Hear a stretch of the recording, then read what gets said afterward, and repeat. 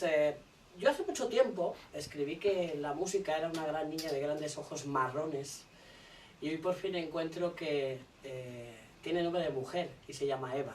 Hoy recibimos a un artista que lleva el ADN en la música y en la música en el alma y que sobre todo nos ha regalado un disco, el cuarto, lleno de canciones que seguramente signifique la banda sonora de nuestra vida. Lasso, música, bienvenido a Tu Caja o la Mía, ¿cómo estás? Muchas gracias, un placer estar acá. ¿Hay nervios, responsabilidad, emoción que afrontar el estreno de un cuarto disco tan potente musicalmente hablando como este? Sí, todas, un poquito de todas, pero tiene mucho trabajo atrás, mucho, como te digo, mucho contenido, hicimos muchas canciones, no hay nada en el disco que no esté planeado, cosa que también a veces te da un poco de tranquilidad.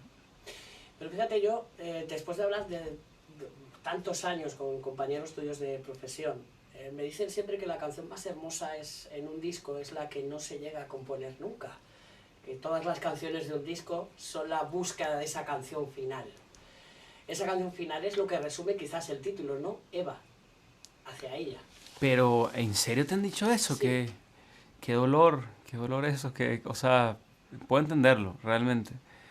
Pero te digo,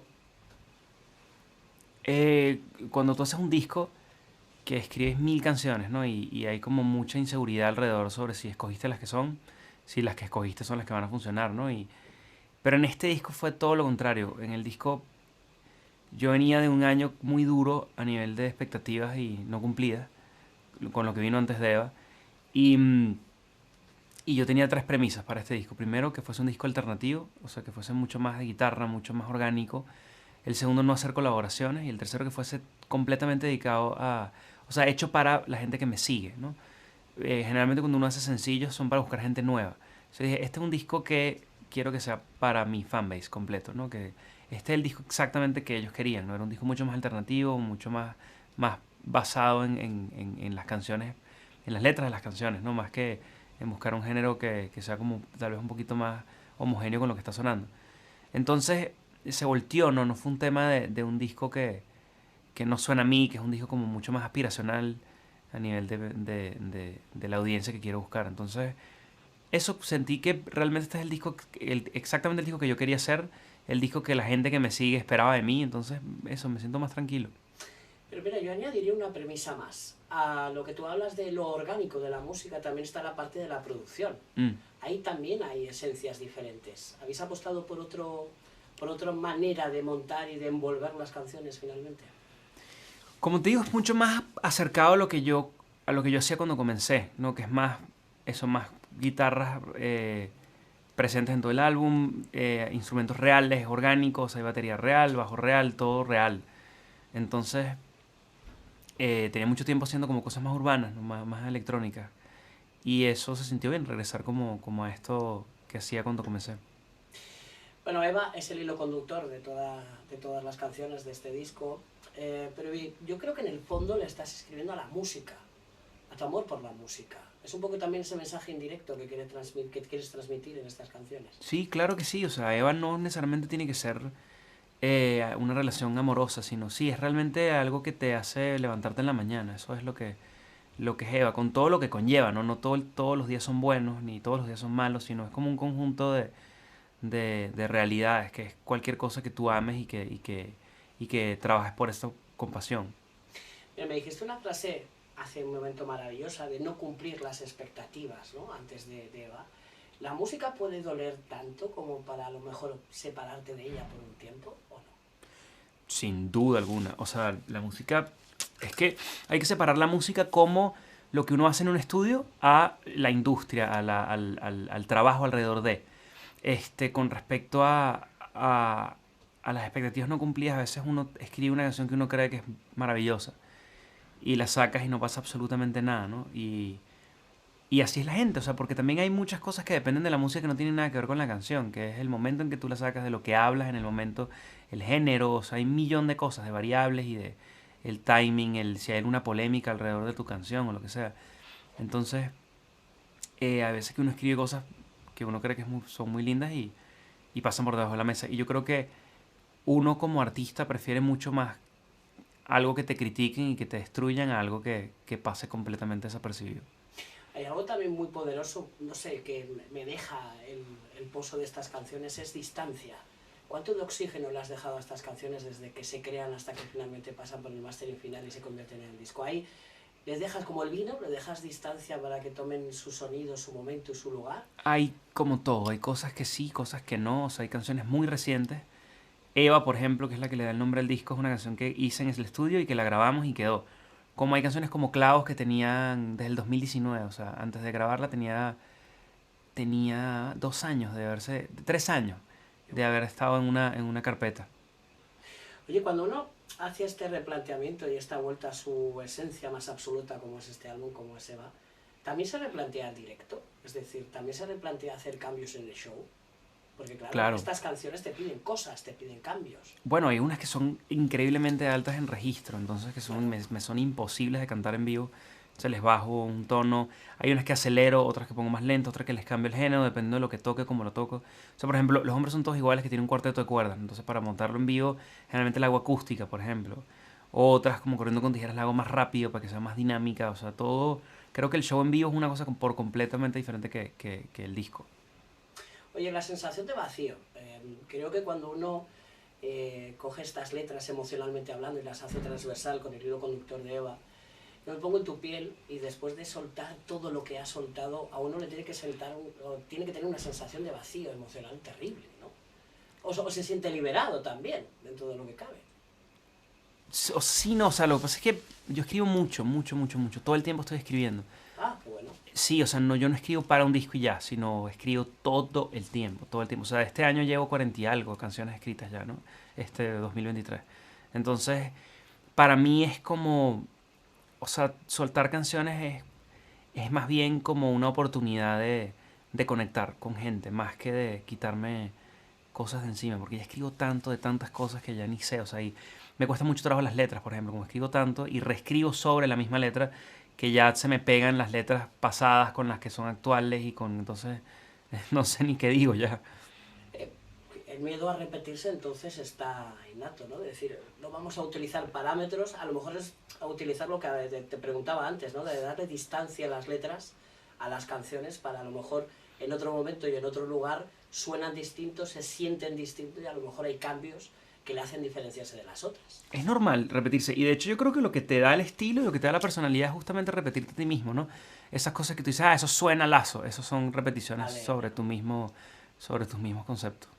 Y hablabas de producción constante. Hay un concepto que a mí me apasiona, sobre todo a la gente que creáis música, que sentís música, y es el concepto del silencio. Eso es fácil llegar a alcanzar cuando estás 24/7 pensando en emociones, en canciones, en crear, en producir, en girar. ¿Es fácil pararse y escucharse a sí mismo, por ejemplo? ¿Es fácil escuchar ese silencio? O sea, hay procesos, todos son procesos en la vida, ¿no? Hay un proceso que también es escuchar cosas que no tienen nada que ver contigo. Canciones, discos, referencias, propuestas, un millón de cosas que tú tienes que también escuchar qué está pasando alrededor de ti, ¿no? Y de repente si conectas con una vibra, que de repente, no sé, cuando estaba haciendo Eva, estaba muy pegado como en rock sureño, americano. Entonces, escuchaba muchas cosas como Neil Young, como Fleetwood Mac, ese tipo de cosas. Entonces, como que te vas nutriendo de todo lo que tiene que ver con esto y agarras muchas referencias y muchas direcciones y las aplicas sobre ti mismo. Entonces, tú proyectas tu personalidad sobre eso y te da un sonido que es nuevo, que eres tú haciendo una cosa, ¿no? Y luego está el hecho de tu escribir, de tu hacer, que es algo completamente diferente, ¿no? Una cosa es absorber y otra cosa es crear. Y son procesos completamente diferentes. A mí, por ejemplo, yo soy una persona que generalmente no escucho música alrededor. A mí me gusta mucho el estar en silencio. Yo en el coche no escucho música, ni en mi casa, ni en nada. Me gusta mucho el silencio. Entonces, sobre todo porque siempre estoy haciendo música, todo el tiempo. Entonces, cuando no escuchas nada, realmente es cuando empiezas como a pensar en lo que ya hiciste y ver cómo lo mejoras. Quiero hacer referencia a esa portada maravillosa que tenemos a la espalda. ¿Por qué? Simplemente porque me parece, además, es una joya. Creo que es de las portadas más bonitas que he visto en los últimos tiempos. ¿Qué de significado le dota Eva a esta portada y la portada Eva? Yo soy muy fan del surrealismo en general, o sea, es mi corriente artística preferida de toda la vida. Todos los artistas surrealistas así, Dalí, Magritte, o sea, son cosas que me encantan. Y me encantan cuando tú ves artistas como o sea, en que hacen otras cosas haciendo surrealismo, me gusta. Me parece que es una corriente tan diferente a todo lo que hay. Y me parece también que el arte, cuando llega el surrealismo, se hace otra vez relevante en general, ¿no?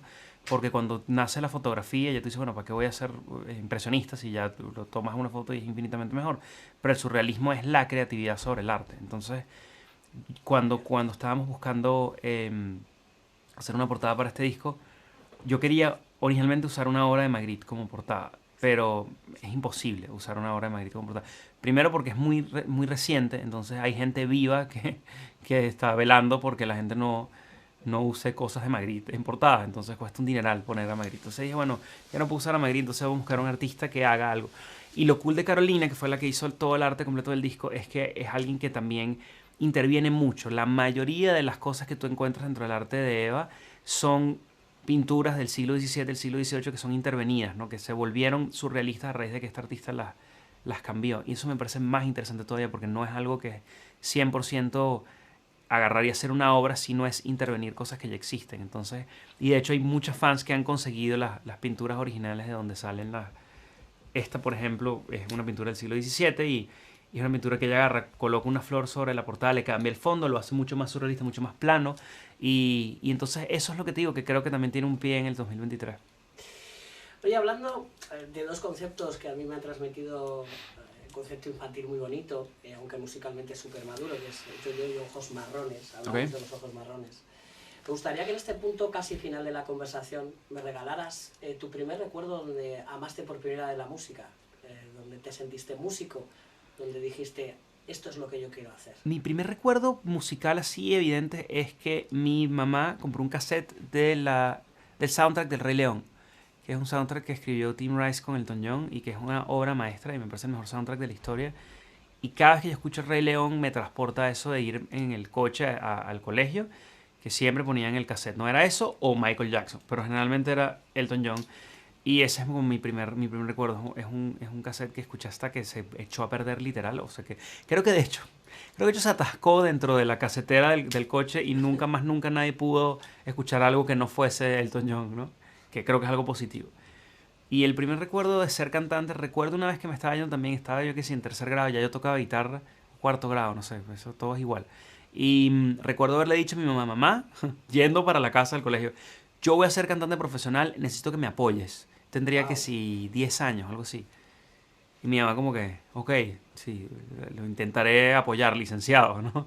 Y me da risa esa claridad. Me acuerdo perfecto del momento en que se lo dije, el lugar donde estaba, cuando le dije, mamá, creo que sepas que me voy a empezar a tomar en serio la música, ¿no? Yo tendría meses tocando guitarra, por Dios. ¿Qué edad tenías? Que sí, 4, no mentira, pero tenía que sí, 9, 10, no sé. Oye, pues ¿te imaginas que por aquella puerta entrara ese chavalín de 9 años, se sentara aquí hoy con su guitarra y con su cassette de Michael Jackson o del Rey León? Si pudiera mirarle a través de sus ojos, creo que marrones, creo que los tienes marrones, ¿cómo le explicarías tantos años después que tú al final sí has cumplido tu sueño? Le diría, destruye la guitarra y estudia medicina. Eso es lo que le diría a él. Wow. A todas estas le digo, sí, es muy cool el éxito, muy cool la música y tal, pero no, dedícate a otra cosa, 100%. Le partiría así la guitarra aquí, así, enfrente de él, le rompería su sueño a ese niño, sí. Yo creo que lo volverías a retomar, aunque le rompieras la guitarra. Probablemente con lo malcriado y rebelde que soy, 100% te hubiese dicho, a mí mismo hubiese dicho, ¿sabes qué? No me importa nada, y voy a ser más cantante todavía, y estaría equivocado, pero cumplo con decírselo. Igual que mis padres me dijeron, no te dediques a eso, vas a sufrir mucho. Y que ustedes no tienen idea, ustedes son padres y ya no tienen idea de nada y tal. ¿Y cuántas veces te habrás acordado de aquella frase, no? Sí, todavía, hace como 15 minutos, sí, tienen razón. Los padres siempre tienen razón. Siempre. Oye, para terminar quiero hablar de conexión con el público. Tú hablabas de que las canciones toman significado final cuando ellos, nosotros, el público, las ponemos como banda sonora de nuestra vida, como decíamos al principio, ¿no? Cuando tú te subes encima de un escenario siempre hasta la bandera, ¿logras tener esa química visual? ¿Cómo es... ¿Qué se siente encima de un escenario cuando tú liberas una canción que ha nacido del más adentro tuyo y de repente ves una emoción, una lágrima, un silencio, una sonrisa, un llanto que significa tu propia canción, ¿no? Claro, es muy lindo, o sea, y de hecho siempre los lanzamientos son súper emocionantes porque ves la opinión de la gente, ¿no? Metes lo que tú tienes guardado hace tiempo y se lo das a la gente y la gente, hay de todo, ¿no? Gente que se emociona así, y otra gente que dice, esta canción es una porquería y todo vale. Todo es importante verlo y leerlo y ver cómo la gente se siente con una canción. Es muy interesante. Pero de nuevo, tampoco tiene que ser algo que te marque, ¿no? O sea, uno tiene que tratar de dividir lo que uno hace sobre tu relación con la opinión de la gente sobre lo que tú hiciste. Pues si no te afecta y no importa realmente. O sea, hay gente que le va a encantar la canción, hay gente que la va a odiar. Y también uno tiene que seguir para adelante, ¿no? A mí no me gustaría ser el artista que hace exactamente lo mismo por 15 años, hacer la misma canción 15 años. Sino es cuestión de motivarse, ¿no? Muchas veces yo lanzo cosas que a mis fans no les gustan y espero que ellos entiendan también que también uno tiene como fases y tiene cosas que uno tiene que pasar, que tiene que sacarse de encima. Y a veces uno mismo, a pesar de que todo el mundo te diga, eso no lo deberías hacer, uno por sí mismo tiene que darse cuenta y decir, no soy bueno haciendo esto, pero tienes que hacerlo, por eso te lleva como más contundentemente a otro periodo de tu vida. Pues Lasso, cuarto trabajo ya en nuestras manos, esa Eva recorriéndonos el alma, con vistas, supongo a un quinto ya, porque tú escribes mucho y nos lo has dicho, pero un concierto aquí en España, ¿cuándo? En noviembre viene, voy a estar tocando en Barcelona, Madrid y Tenerife, y aquí toco en la Riviera, que es un lugar que más donde yo he ido Mítico. mucho, y yo he ido a ver 1 millón de conciertos, es muy loco estar ahí, me pasó con el Razzmatazz en Barcelona también, que fui muchas veces y estás ahí en el escenario, va a estar muy lindo. Pues a disfrutarlo. ¿Se nos ha olvidado algo que te hubiera gustado que pusiéramos como firma a esta conversación o nos hemos acercado a lo que querías contar, Lasso? No, solamente eso, 16 de marzo que sale el disco, y ya, solo eso. Pues ya sabemos lo que tenemos que hacer. La música de esa niña que yo dije una vez, de grandes ojos marrones, he descubierto que hoy tiene nombre de mujer y es gracias a ti. Y ese va. Gracias, Yes. Lasso. Gracias a ti. Pues listo. Súper. Gracias.